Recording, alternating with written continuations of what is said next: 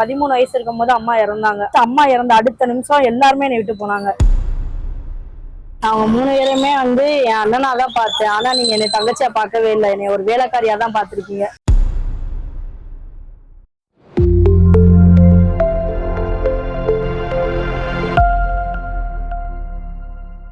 வணக்கம், என் பேர் முத்துமாரி. நான் பிறந்து வளர்ந்த எல்லாமே ராம்நாடு தான். நம்ம ஏரியா எங்கன்னு பார்த்தீங்கன்னா தாய்மானசம் கோயில், சேதுமா ஸ்கூல் பக்கத்தில் உள்ளது. பார்த்தீங்கன்னா சின்ன பிள்ளையிலேருந்தே எதுவுமே கிடைக்காம இல்லை. குட்டி பிள்ளையிலேருந்து எல்லாமே எனக்கு ஈஸியாக கிடச்சிச்சு. அது நான் ஒரு 9 வயசு வரைக்கும் எனக்கு என்ன தேவையோ எல்லாமே கிடச்சிச்சு. சந்தோஷமாக இருந்தேன். எந்த ஒரு கஷ்டம் எந்த ஒரு இதுவுமே தெரியாது, ஜாலியாக வளர்ந்தேன். அதுக்கப்புறம் 9 வயசுக்கு அப்புறம் என்ன ஆச்சுன்னா, அப்பா கரண்ட்ல அடிபட்டாங்க. அப்பா கரண்ட்ல அடிபட்டு ரொம்ப சாகப்படைக்க இதாகி கடைசியாக கிடைச்சாங்க. அப்பா திரும்ப நல்லபடியாக உயிர் பிழைச்சு வந்தாங்க. அதுக்கப்புறம் பார்த்தீங்கன்னா அம்மாவுக்கு உடம்புக்கு முடியாமல் போயிடுச்சு.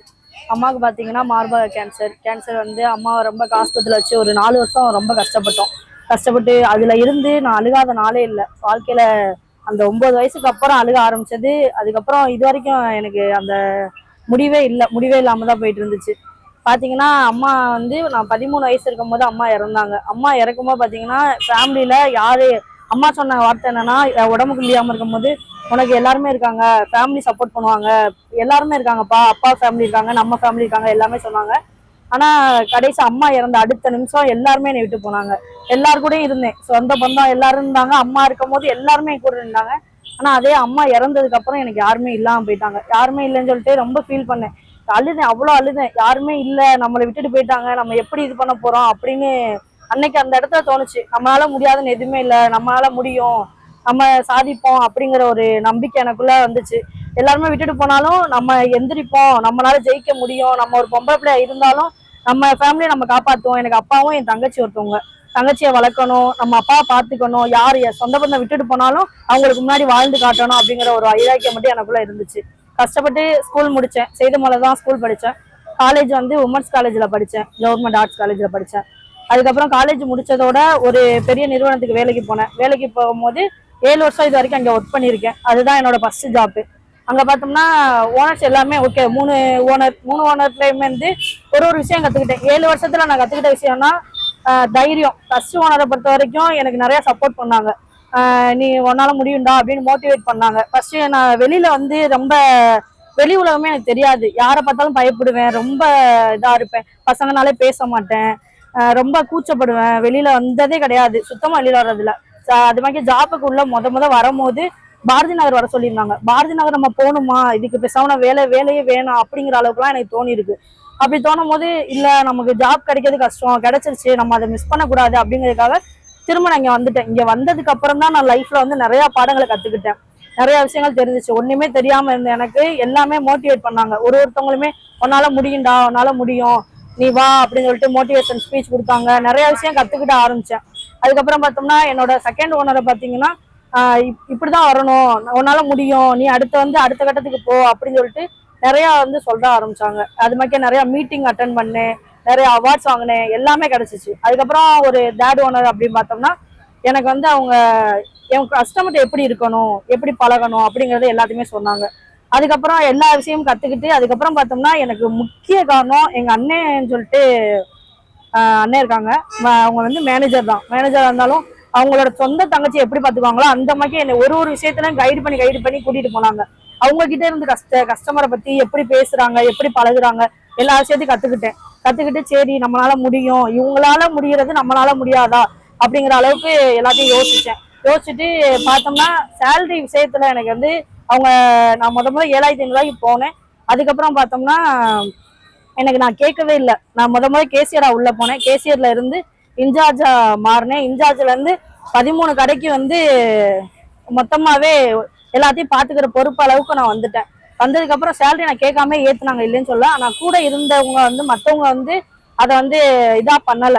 அதுக்கப்புறம் நான் சேலரின்னு கேட்க போகும்போது எனக்கு அவங்க ஹெல்ப் பண்ணல. அதனாலதான் முக்கியமா வெளியில வந்தேன். ரெண்டாவது என்னன்னா, நான் இருந்ததுக்கு அந்த கடையில இருந்ததுக்கு முதல் காரணம் என்னோட ஃபர்ஸ்ட் அண்ணன். அவங்களுக்காக தான் அந்த கடையில இருந்தேன். அது மாதிரி அவங்க என்னோட நம்பிக்கையை உடைக்கிற மாதிரி ஒரு விஷயம் பண்ணவும் தான் நான் அவங்களாலதான் வெளியிலயும் வந்தேன். அதுக்கப்புறம் பார்த்தோன்னா இந்த கடையை ஆரம்பிச்சதுக்கு காரணம் ஒரு பொண்ணு தானே அப்படின்னு என்னை ஒரு வார்த்தை கேட்டாங்க. நீ பொண்ணு தானே, உனக்கு ஏன் சேலரி ஏத்தணும் அப்படின்னு ஒரு வார்த்தை என்னை கேட்டனாலதான் நான் வெளியில வந்தேன். அது போக நான் வந்து ரவுக்காலாம் அங்கே ஒர்க் பண்ணியிருக்கேன். 12 மணி நேரம் இருப்பேன். அதுக்கு மேலேயுமே நான் ஒர்க் பண்ணுவேன். நேரம் பார்க்க மாட்டேன், எதுவுமே பார்க்க மாட்டேன், டைமிங் பார்க்க மாட்டேன். அவ்வளோ ஃபுல்லாக இருந்து ஒர்க் பண்ணேன். ஆனால் வந்து வெளியில் வந்துட்டேன். என்னம்மா ரீசன், ஏன் நான் உண்மையாமே ரீசன் சொல்லவே இல்லை. அங்கேருந்து வெளியில் வரும்போது ஏமா வெளியில் வந்த என்ன ஏதுன்னு எதுவுமே கேட்கல. அதனால சரி ஓகே, நம்மளால முடியும், நம்ம ஒரு சின்ன கடையை ஆரம்பிச்சு நம்ம அதுக்கு மேலே படிப்படியாக வளரணும் அப்படிங்கிற ஒரு நம்பிக்கை இருந்துச்சு. ஏன்னா நம்ம எல்லாமே கற்றுக்கிட்டோம், எல்லா விஷயத்தையும் கற்றுக்கிட்டு தான் நான் வெளியில் வந்திருக்கேன். அதனால நம்மளால முடியும், நம்ம வந்து ஒரு கடையை உருவாக்கணும் அப்படிங்கிற இதனாலதான் வெளியில வந்தேன். அது மாதிரிக்கே சிஸ்டருக்கு மேரேஜ் பண்ணி கொடுத்துட்டேன். அப்பா உடம்புக்கு முடியாதவங்க. அந்த மாதிரிக்கே போயிட்டு இருக்கு லைஃப். அவங்க 3 பேருமே வந்து என் அண்ணனா தான் பார்த்தேன். ஆனா நீங்க என்னை தங்கச்சியா பார்க்கவே இல்லை, என்னை ஒரு வேலைக்காரியா தான் பார்த்துருக்கீங்க. ஏன்னா கூட வேலை பார்த்த வந்து எத்தனையோ பேர் இருந்தாங்க. அத்தனை பேரையுமே நீங்க என்னை கால் பண்ணி கூப்பிட சொல்லியிருக்கீங்க, நானே கூப்பிட்டுருக்கேன். ஆனா நான் ஏன் போனேன், எதுக்காக போனேன்னு ஒரு வார்த்தை கூட என்னை கேட்கல, எனக்காக கால் பண்ணவும் இல்லை. ஏன் போனேங்கிற ரீசன் கூட நீங்க கண்டுக்கிறேன்னு நினைக்கல. அப்படி இருக்கும்போது நல்லாவே புரிஞ்சுக்கிட்டேன், என்னைய வேலைக்காரியா மட்டும்தான் நீங்க பார்த்துருக்கீங்கிறத நான் ரொம்ப நல்லாவே புரிஞ்சுக்கிட்டேன். நம்ம கடை திறக்கிறது முன்னாடி வந்து 2 மணிக்கு வந்திருக்கோம். ஃபர்ஸ்ட் பானிபூரி கடை வச்சிருந்தேன். அதுக்கப்புறம் இப்பதான் நம்ம அக்கா கடை ஓப்பன் பண்ணியிருக்கோம். நம்ம கடை ஓப்பன் பண்றது முன்னாடி 2 மணிக்கு வந்திருக்கேன். இப்போ வந்து ஃபேமிலியில அப்பாவுக்கு உடம்புக்கு முடியாதவங்க, டைமிங் கொஞ்சம் ப்ராப்ளமா தான் இருக்கு. இப்போ வந்து 6 o'clock தான் ஓப்பன் பண்றேன். 6 மணில இருந்து நம்ம கடை ரன் ஆகிட்டு இருக்கு. நம்ம ஆரம்பத்துல பாத்தீங்கன்னா நான் பானிபூரி கடை போட்டிருந்தேன். பானிபூரி கடை போட்டிருந்தப்ப ஃபர்ஸ்ட் மாசம் செகண்ட் மாசம் ஓகே நல்லபடியா போயிட்டு இருந்துச்சு. அதுக்கப்புறம் 3rd மாசம் வந்து ரொம்ப கஷ்டப்பட்டேன். சுத்தமா சேல்ஸ் அந்த அளவுக்கு இல்ல.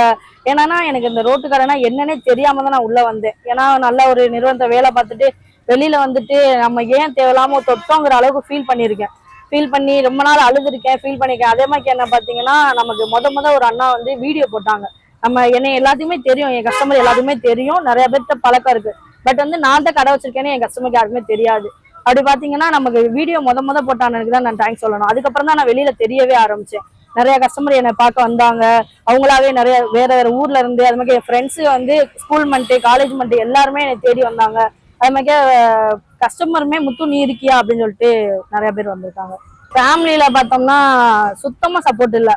நானும் என் ஃப்ரெண்டு இருக்காங்க, அவங்களும் சேர்ந்துதான் ஆரம்பிச்சோம். எப்படின்னா நாங்க ஆரம்பிக்கும் போது ஏன் உனக்கு இந்த தேவையில்லாத வேலை, நீ ஏன் தேவையில்லாம இதுக்குள்ள போற, நீ நல்லா தானே வேலை பார்த்த, நல்லா தானே சம்பாரிச்சிட்டு இருந்த, சம்பளம் வாங்கிட்டு இருந்த, ஏன் நீ விட்டுட்டு வந்த அப்படின்னு தான் சொன்னாங்க. அது மாதிரி என்னை வந்து என்னமோ ஒரு புழுப்பூச்சியை பாக்குற மாதிரி என்னோட ஃபேமிலியில இருக்கவங்களாம் என்னை அப்படிதான் பாக்குறாங்க. ரோட்டு கடையில் நிக்கிறது அது கேவலமே கிடையாது. நான் சம்பாதிக்கிறேன், எனக்கு சொந்த காலில் நின்று சம்பாதிக்கிறேன். ஆனா அது அவங்களுக்கு புரியல. எனக்கு ஒரு பொம்பளை பிள்ளையா வந்து நம்ம வந்து பொண்ணுங்க வேலை பார்த்தா ரோட்டு கடையில இருந்தா அவங்க வந்து தப்பானவங்களும் கிடையாது. அது மாதிரி நிறைய பேர் என்ன நினைக்கிறாங்கன்னா இங்க வந்து நிக்கிறவங்க எல்லாரும் நல்லவங்களா அப்படிங்கிற சில பேருக்கு அந்த மைண்ட் தாட் இருக்கு. அது தயவு செய்து மாத்தீங்க. ஏன்னா குடும்ப கஷ்டத்துக்காக நிறைய பொண்ணுங்க உழைக்கிறோம். அதை வந்து நீங்க எவ்வளவு மோட்டிவேட் பண்ணட்டா கூட பரவாயில்ல, டீக்ரைஸ் பண்ணாம இருந்தா ரொம்ப சந்தோஷம். எனக்கு என் கடை, இந்த கடை வந்து அக்கா கடைங்கிறத நான் பிராண்டா மாத்தணும். எனக்கு வந்து அக்கா கடைங்கிறது ஒரு பிராண்டா மாறணுங்கிறது தான் என்னோட பெரிய மோட்டிவேட். இப்ப குடும்பம் பாத்தீங்கன்னா அப்பா முன்னாடி தங்கச்சி இருந்தாங்க, அப்பாவை பாத்துக்கிட்டாங்க. அப்பா வந்து உடம்புக்கு முடியாதவங்க. அப்பாவுக்கு நான் சாப்பாடு எல்லாமே செஞ்சு வச்சுட்டு அப்பா பார்த்து வச்சுட்டு அதுக்கப்புறம் தான் நான் கடைக்கு தேவையான கறி, அதுக்கப்புறம் வெஜிடபிள்ஸ் எல்லாமே நான் போய் வாங்கிட்டு அதுக்கப்புறம் தான் கடைக்கு தேவையான பொருள் எல்லாமே வீட்டுல ரெடி பண்ணி தான் வர்றேன். கொஞ்சம் கஷ்டம் தான். எனக்கு நான் சொந்தமா சம்பாதிக்கிறேங்கிற ஒரு சந்தோஷத்தை தந்துச்சு என்னோட கடை. எனக்கு இந்த கடை நடத்தது, நம்ம ஒரு பொம்பளை பிள்ளையா இருந்து நம்மளால நடத்த முடியும், நானும் வந்து சொந்தமா உழைக்கிறேன் அப்படிங்கிறத நான் இந்த கடை ஆரம்பிச்சதுனால சந்தோஷப்படுறேன். மறக்க முடியாத அனுபவம் பாத்தீங்கன்னா அந்த நான் சொல்லியிருந்தேன், அந்த வீடியோ போட்டனால என்னோட கஸ்டமர் நிறைய பேரை நான் என்னால சந்திக்க முடிஞ்சு. அங்க நான் சம்பாரிச்சு வச்சிருந்த கஸ்டமர், நான் வந்து காசு பணம் சம்பாதிக்கிறேன், என்னோட கஸ்டமரை நான் சம்பாரிச்சுக்கிறேங்க ஒரு ஃபீல் எனக்குள்ள இருந்துச்சு. ஓனர் நம்மளை கூப்பிட்டா கூட என்னோட கஸ்டமர் என்னை மறக்கல. நான் வந்து நம்ம ஒரு விஷயம் இருக்கு, நம்ம வந்து ஒரு கடமையை செய் பலனை எதிர்பார்ன்னு சொல்லுவாங்க. அதே மாதிரி நான் அவங்களுக்கு வந்து செஞ்ச கடமை எனக்கு அது வந்து திரும்ப வரும்போது ரொம்ப சந்தோஷப்படுறேன். என்னன்னா என் கஸ்டமரை நான் பார்த்தவங்க எனக்கு உண்மையா கஸ்டமரை வராமோது ரொம்ப சந்தோஷமா இருக்கு. ஏன்னா சொந்தமா வருமானம் ஈட்டுறதுனால எனக்கு என்ன ஒரு இதுனா, நான் அப்பாட்ட சின்ன பிள்ளைல இருந்து எனக்கு இது வேணும் அது வேணும் எதுவுமே கேட்டது கிடையாது. நான் கேட்கறதுக்கு முன்னாடி அவங்களே வாங்கி கொடுப்பாங்க. நெக்ஸ்ட் என்னன்னா எதுவுமே கேட்டு நம்ம வாங்கக்கூடாது, நம்ம சொந்த சம்பாத்தியத்துல எதா இருந்தாலும் வாங்கணும். அதே மாதிரி ஃபியூச்சர்லயுமே மேரேஜ் முடிஞ்சதுக்கு அப்புறமே ஹஸ்பண்டை எதுவுமே எதிர்பார்க்க கூடாது. சொந்தமா உழைச்சு நம்ம காசு, நம்ம கையில காசு இருந்தாதான் நமக்கு ஒரு மதிப்பு அப்படிங்கறதுனால எனக்கு இது 1 ரூபாயா இருந்தாலும் இது என்னோட சம்பாத்தியம். சொந்தமா உழைக்கிறது வந்து 1 ரூபா காசு வந்தாலும் அது என்னோட காசு, யார் கையும் எதிர்பார்க்கல. அது மாதிரி நான் ஒரு இடத்துல வேலைக்கு போயிருந்தேன்னா அந்த இடத்துல அவங்கள டிபெண்ட் பண்ணி தான் இருக்கணும். என்னன்னா நான் வேலைக்கு போனா எனக்கு சம்பளம் அப்படி கிடையாது. ஏன் இது வந்து ஏன் சொந்த தொழில், அப்படி இருக்கும் போது நான் எனக்கு இந்த 1 ரூபா கிடைச்சாலும் அது பெரிய சந்தோஷம் தான். எனக்கு வந்து என்னையமாக்கே நிறைய பொண்ணுங்க இருக்காங்க, நிறைய பேர் உழைச்சிட்டு இருக்காங்க, நிறைய பேர் கஷ்டப்பட்டு இருக்காங்க. அது மாதிரிக்கே காலேஜ் முடிச்ச பொண்ணுங்க வேலை இல்லாம இருக்காங்க. நான் என்ன சொல்றேன், எந்த ஒரு தொழிலுமே கேவலமான தொழில் கிடையாது. நம்ம சொந்தமா உழைக்கிறோம், சம்பாதிக்கிறோம். அது மாதிரி என்னைக்குமே யாரையுமே எதிர்பார்த்து நிக்காதீங்க. நல்லபடியா நீங்க உங்களால முடியும் அப்படின்னு என்னைக்குமே உங்களுக்கு முடியும் அப்படின்னு நம்புங்க. நம்மளால முடியாது எதுவுமே கிடையாது. நம்மளால ஜெயிக்க முடியும். எந்த தொழிலா இருந்தாலும் விரும்பி பண்ணுங்க. என்னைய பொறுத்த வரைக்கும் நான் எந்த தொழில் பண்ணாலும், நான் வேலைக்கு போனாலும் சரி, அந்த இடத்துல நான் விரும்பி தான் வேலை பார்த்தேன். என்னோட கடையை நினைச்சுதான் வேலை பார்த்தேன். நம்ம போற லக்குக்கும் அது மாதிரி இது என்னோட சொந்த தொழில். எதா இருந்தா எந்த வேலையா இருந்தாலும் நம்ம எவ்வளவுக்கு லவ் பண்ணி பண்றோமோ அந்த அளவுக்கு தான் நம்ம வேலை வந்து நமக்கு செட் ஆகும். நம்ம ஒரு வேலையை பிடிச்சு பாருங்க, அது மன நிறைவாகவும் இருக்கும், நமக்கு சந்தோஷத்தை கொடுக்கும். அனைத்து மகளிர்களுக்கும் மகளிர் தின நல்வாழ்த்துக்கள். நன்றி. சிறகுகள் வீசியே சுதந்திர ஆசையில் போகிறேன், நான் போகிறேன். உலகத்தின்